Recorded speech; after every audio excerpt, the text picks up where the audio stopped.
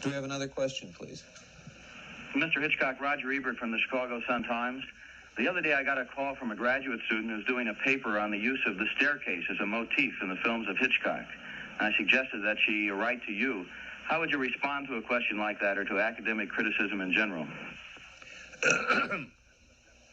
I think that staircases are made to go up and down.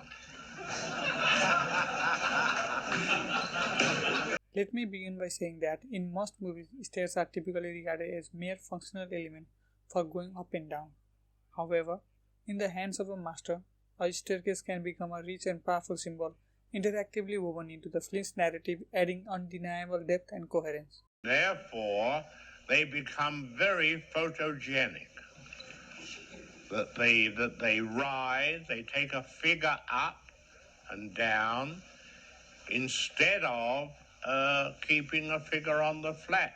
I suppose the most famous staircase I ever used was for a film I made in hold on to your breath, 26.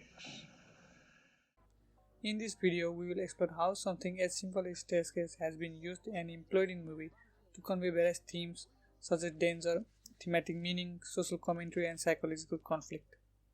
Stairs inherently bring an element of danger because of their predisposition to accident and falls. Consequently, using a staircase as a potential source of danger in a film's story is not unwarranted. In fact, it's quite common. This can be seen in comedies where mishaps on the stairs leads to the slapstick humor, or in horror movies where the creaking sound of the old staircase invokes fear. And we all remember the scene in Shining where Jack Torrance slowly moves towards his wife and says some wild shit on stairs. And not just in Shining, many horror movies have utilized stairs in unique ways. Just look at these clips from some famous horror movies.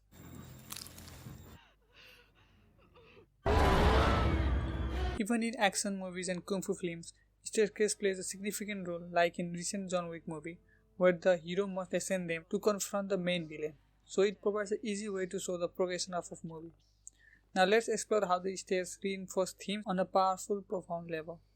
In other words, we will investigate how stairs can be used to generate meaning in a film. To do this, we will examine two sequences from the movie Joker by Todd Phillips, in which Joker interacts with the stairs. In this clip, the director uses the staircase to portray the exhaustion the character feels about his life.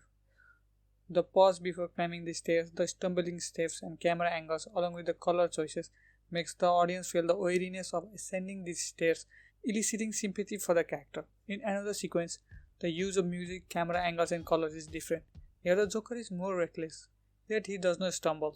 This demonstrates that it's not just about choosing an aesthetic staircase, it's about how the staircase is used to convey a message to the audience.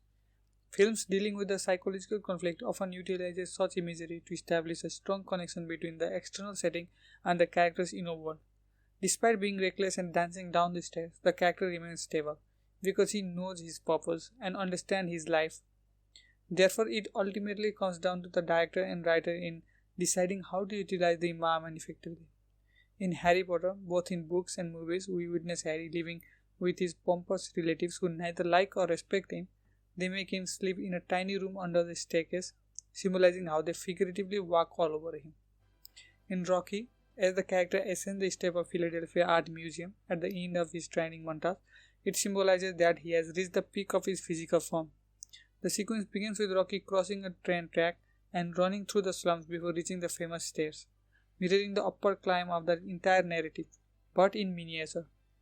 To conclude, let's hear the perspective of a director who has used stairs in a most meaningful and creative manner, what he thinks about their use in his movies. About Jack the Ripper, and Jack the Ripper had to go out at night, about 2 a.m. And the landlady of the rooming house in which he lived sat up in bed and listened. And I had a staircase built 4 flights high, and we had to photograph her from the studio roof. And looking down the well, you saw the continuous handrail and just a white hand sliding down the whole way.